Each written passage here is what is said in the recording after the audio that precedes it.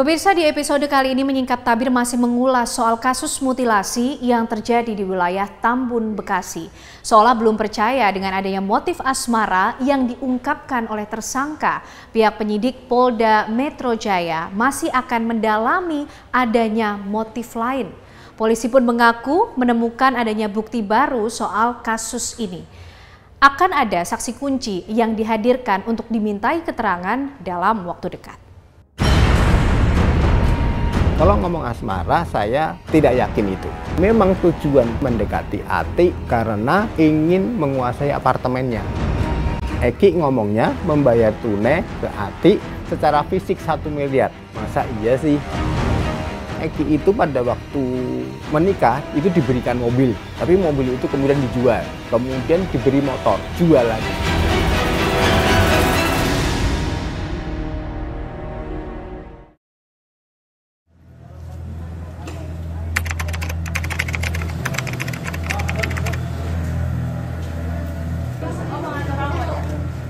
Rabu 11 Januari 2023, jenazah Angela Hindriati, wanita yang ditemukan termutilasi di sebuah kontrakan di wilayah Tambun, Bekasi, akhirnya diserahkan ke pihak keluarga. Sebelum dibawa ke pemakaman, keluarga terlebih dulu melakukan prosesi ibadah misa di rumah duka Rumah Sakit Polri Kramat Jati.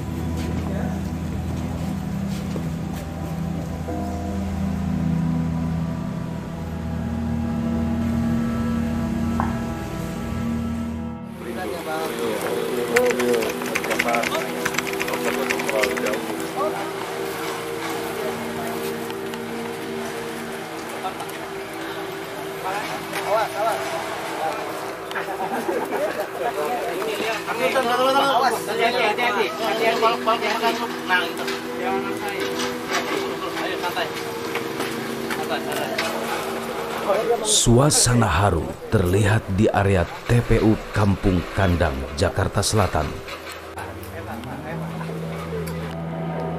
Di pemakaman inilah Angela dikebumikan satu liang dengan mendiang putrinya, Ana Lexita Leia Loha.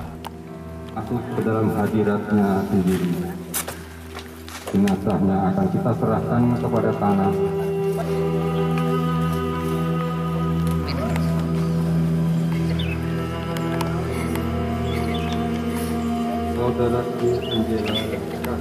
Bagi keluarga, peristiwa ini benar-benar menjadi cobaan berat yang harus dijalani.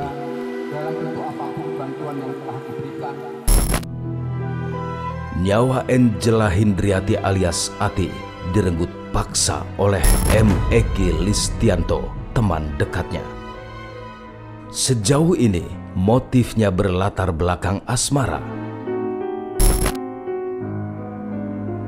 Sementara itu, pihak keluarga meyakini kalau motif pembunuhan yang dilakukan Eki terhadap Angela alias Ati bukan berlatar belakang asmara. Kalau ngomong asmara, saya tidak yakin itu. Eki itu umurnya 31 tahun.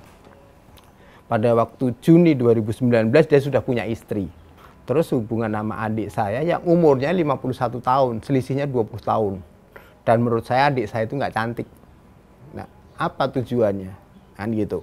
Sehingga motif itu yang menurut saya agak aneh. Sehingga memang tujuan berkenalan dengan Ati, mendekati Ati itu karena adanya ingin menguasai apartemennya.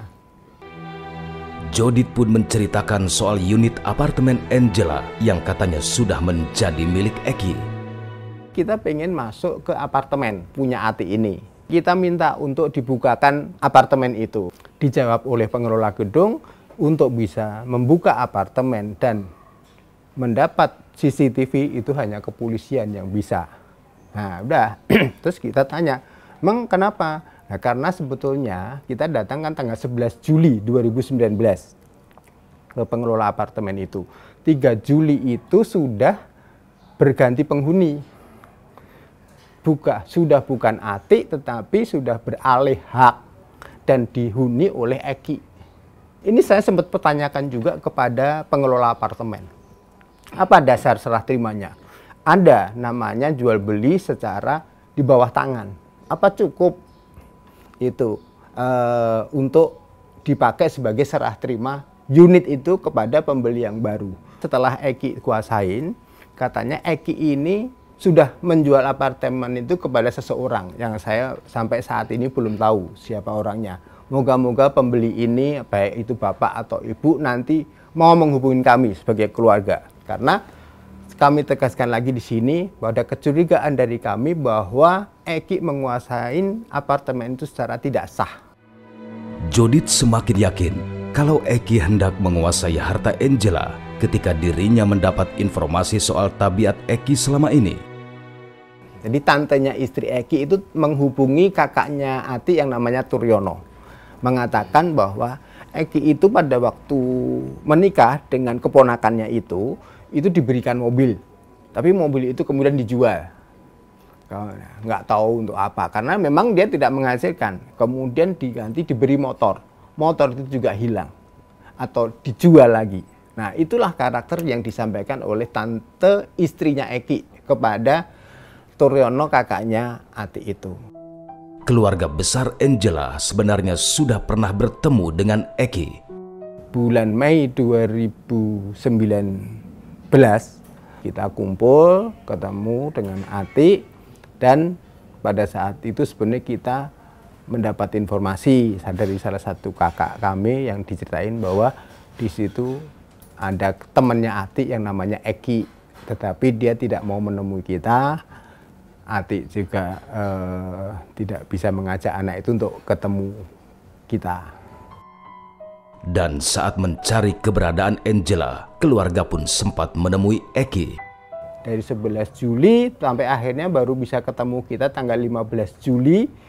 Dan dia mintanya ketemu di stasiun Gambir. Karena Eki mengatakan bahwa dia tinggal di Bandung, sibuk dengan pekerjaannya. Jadi dia datang ke Jakarta di stasiun Gambir, segera balik lagi ke Bandung. Kita coba untuk menggiring, bertanya tentang di mana Ati, tahu nggak Eki ini. Kenapa? Karena kan dia yang menempatin apartemen itu. Dan menurut informasi dia juga sudah kenal Ati sebelumnya.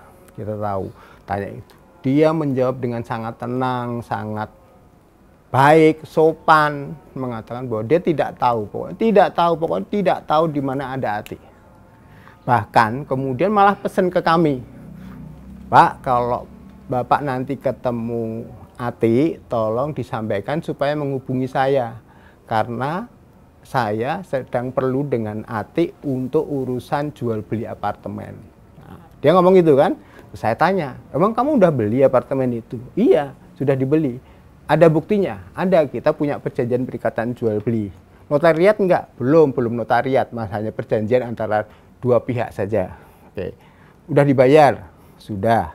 Berapa harganya? 1 miliar. Bagaimana cara bayarnya? Kita bayar tunai. Eki ngomongnya membayar tunai ke Ati secara fisik 1 miliar. Di mana bayarnya? Di apartemennya Ati. Itu katanya seperti itu.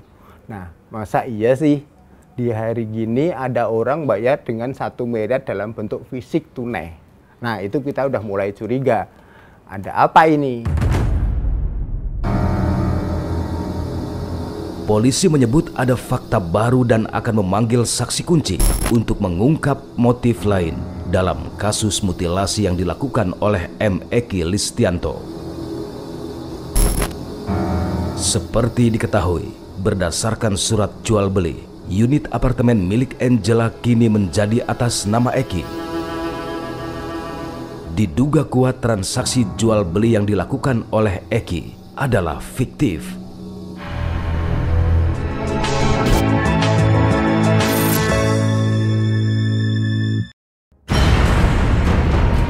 Kalau ngomong asmara, saya tidak yakin itu.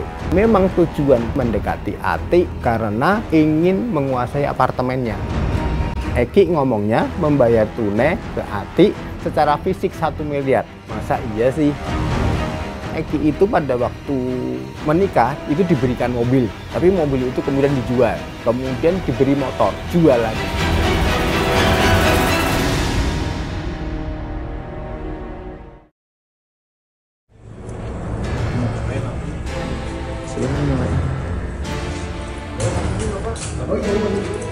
Penemuan jasad korban mutilasi menggemparkan warga Kampung Buaran, Desa Lambang Sari, Tambun Selatan, Bekasi, Jawa Barat.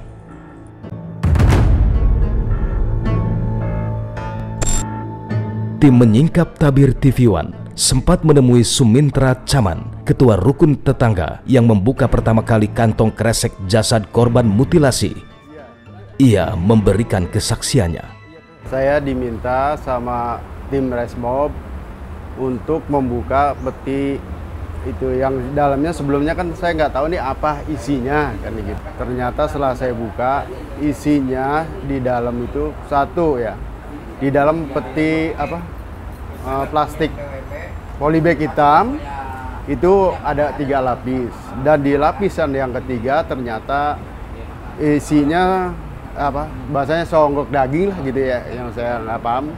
Dan terpegang sama saya ini ada rambut.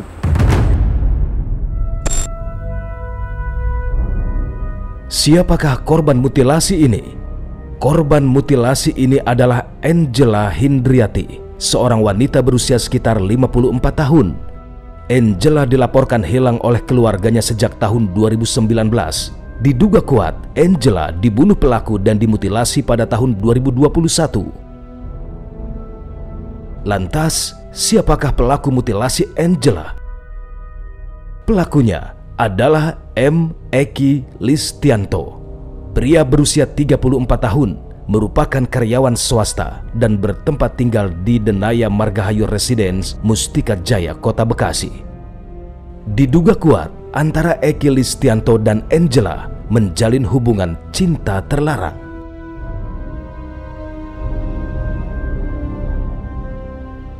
Angela Hindriati merupakan mantan karyawan di salah satu supermarket yang terletak di kawasan Jakarta Selatan. Berdasarkan dokumen yang diterima tim Menyingkap Tabir dari sumber di kepolisian, Angela mengundurkan diri pada 28 Juni 2019.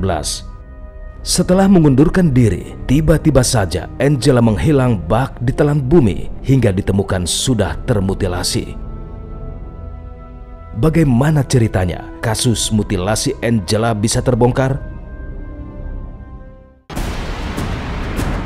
Berawal dari laporan orang hilang ke Polsek Bantar Gebang, Kota Bekasi.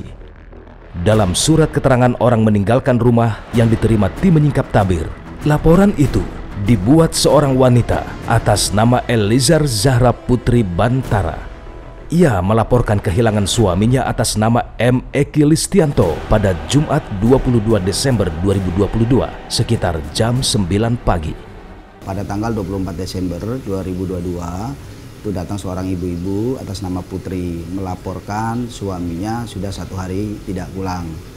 Yaitu pada tanggal 23 Desember meninggalkan rumah sekitar pukul 09.00 sampai dengan pelaporan pada pukul 15.00 suaminya yang dicari tidak pulang. Menurut keterangan dari Ibu Putri bahwa suaminya pergi akan menarik uang di Bank Mandiri. Menurut informasi dari Ibu Putri, terakhir kali suaminya pergi adalah menggunakan Grab.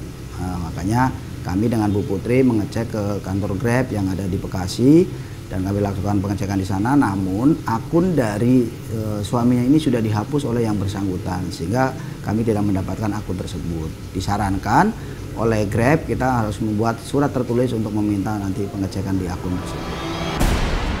Hilangnya Eki Listianto sempat dimasukkan ke salah satu media oleh keluarganya. Dari berita inilah Subdit Resmob Polda Metro Jaya bergerak melakukan pencarian.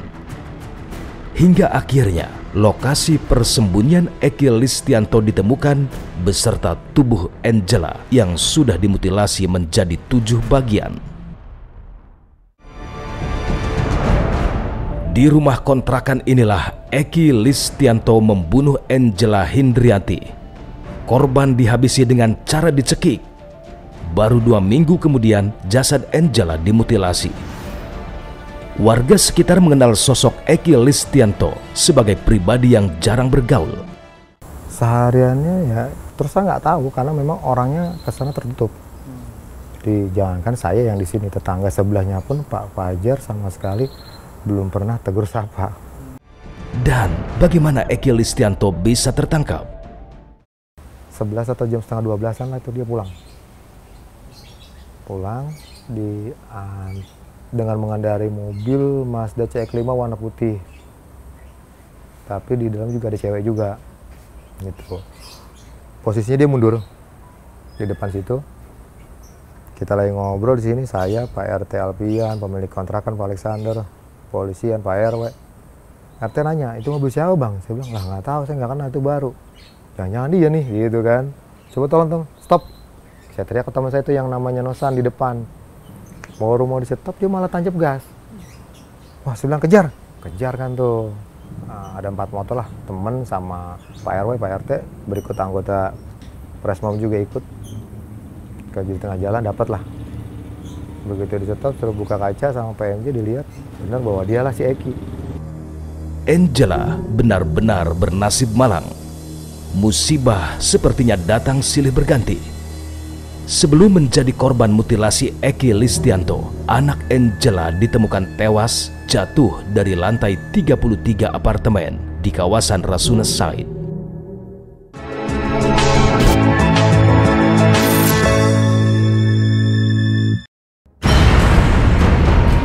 Kalau ngomong asmara, saya tidak yakin itu.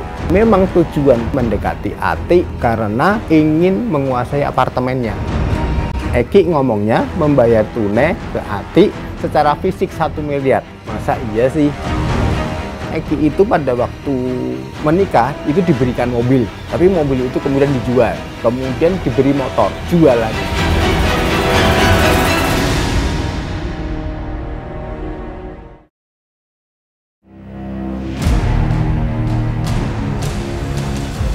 Angela Hindriati terus ditimpa kemalangan. Tahun 2018, ia terpaksa harus rela kehilangan buah hati satu-satunya karena ditemukan tewas terjatuh dari lantai 33 apartemen di kawasan Rasuna Said. Ana Lexita Leia Loha, putri Angela yang saat kejadian berusia 15 tahun mengalami depresi akibat ujian sekolah. Ana Lexita ditemukan tidak bernyawa di taman bermain apartemen. Pada Jumat 6 Januari 2023, Polda Metro Jaya melaksanakan pembongkaran makam Ana Lexita Leia Loha, anak Angela. Ekshumasi dilakukan untuk mencari kecocokan DNA. Setelah dicocokkan, terdapat kesamaan DNA mayat mutilasi yang ditemukan dalam box kontainer di Bekasi dengan DNA Ana Lexita. Demikian menyingkap tabir episode kali ini. Sampai jumpa pekan depan.